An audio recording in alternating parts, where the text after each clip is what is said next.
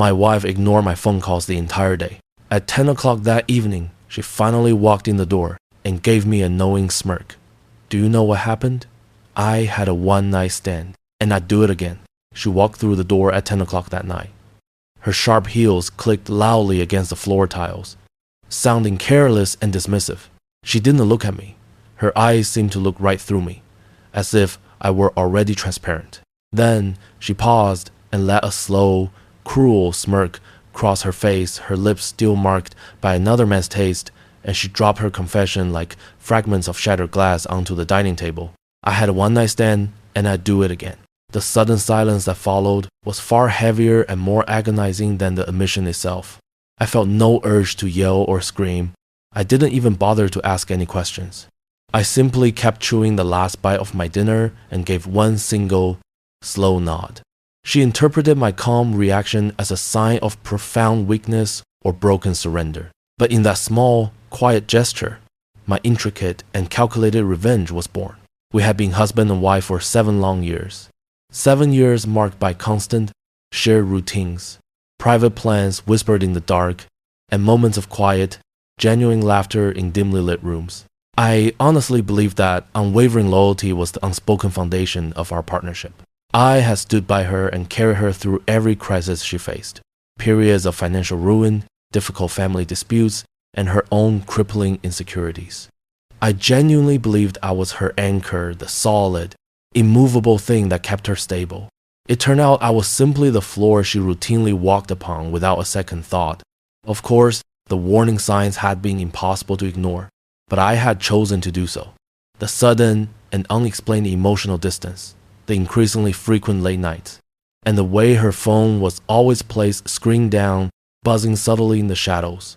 But deep down, I lacked the will to accept the truth. I had invested too much of my life and spirit into maintaining the illusion of a perfect marriage. The reality of that illusion finally crumbled when I saw her victorious smirk that night.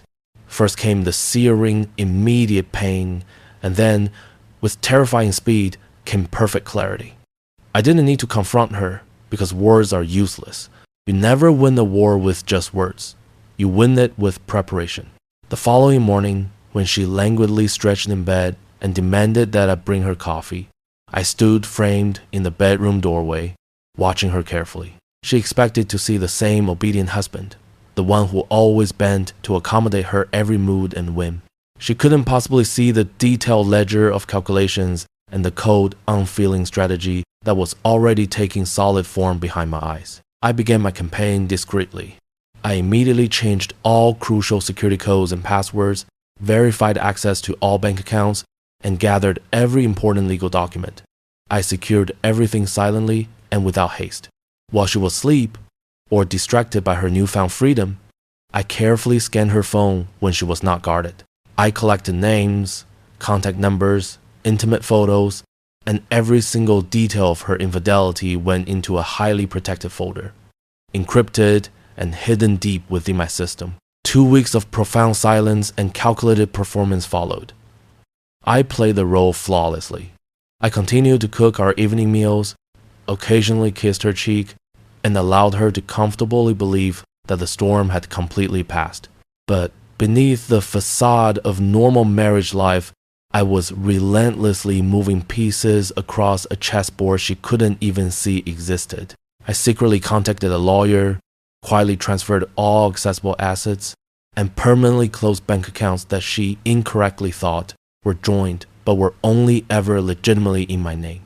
The house was mine. The savings were mine. Her luxury car was financed solely under my designation. Every single financial foundation she thought she stood on, I methodically pulled apart, grain by grain, until absolutely nothing would be left for her to claim. She was far too occupied indulging her reckless behavior to even notice the systematic destruction of her world. The night arrived when I finally set the decisive trap. A friend of mine, an expert in IT recovery, helped me retrieve every deleted message from her cellular device. The sheer quantity of filth was staggering and seemingly endless.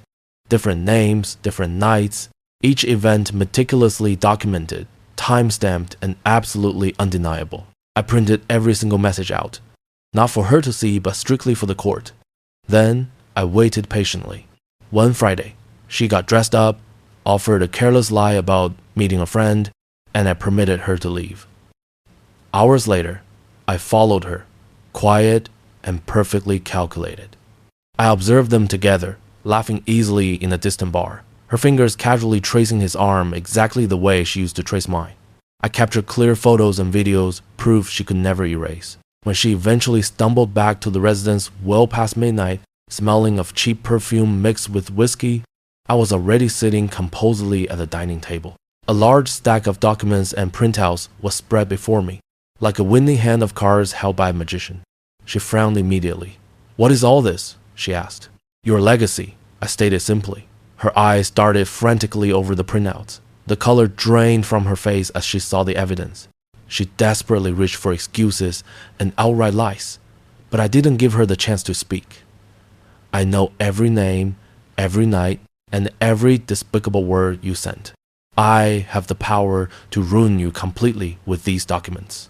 Her voice became a desperate, cracked whisper. "Why are you doing this to me?" "Because you smirked," I whispered back. The following week, she woke up expecting the comfortable existence she had always known. Brewed coffee, waiting for her in bed, and a husband ready to conform to her every mood.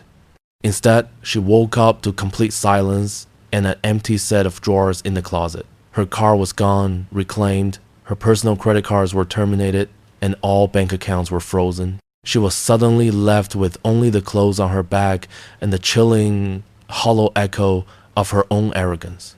I immediately filed a petition for the dissolution of our marriage, with evidence stacked so overwhelmingly high that no lawyer could possibly save her from the consequences. Infidelity was documented beyond question, and monetary wrongdoing was clearly exposed.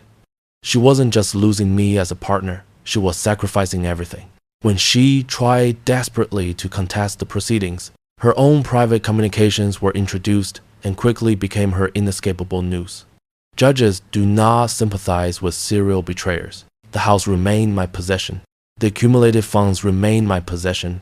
She ultimately walked away from our marriage with absolutely nothing but profound public shame. The emotional climax arrived unexpectedly at her sister's birthday party, of all places.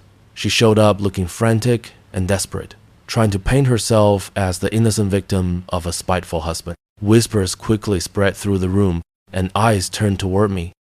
I stood there, utterly calm and unaffected, and when she tried to speak, when she attempted to twist the true story in front of the family, I placed the corroborating evidence directly onto the table before every single person present. Screenshots, photographs, exact dates, and names.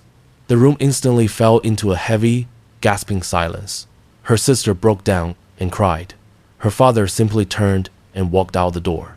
My wife collapsed into the nearest chair, burying her face in her hands and sobbing, not out of any sense of regret for her actions, but purely from the humiliation of her exposure. That was the very instant the balance of power finally shifted. She was no longer the one with the authority. I was. Do I feel regret for the extent of my actions? No. Regret is a feeling reserved for those who still hold love in their hearts. I ceased loving her the exact moment she smirked and told me she would betray me again. Now, when I wake in the morning, I brew my own coffee exactly the way I like it. I drink it slowly, in absolute silence, without anyone expecting me to play the role of the fool or the simpleton. She genuinely believed her betrayal would break me. But all it successfully did was educate me on exactly how to burn a world down silently, methodically, and strategically until the fire consumed her life, not mine. I no longer despise her. I don't feel anything for her at all. And that, I realize, is the sweetest revenge of all.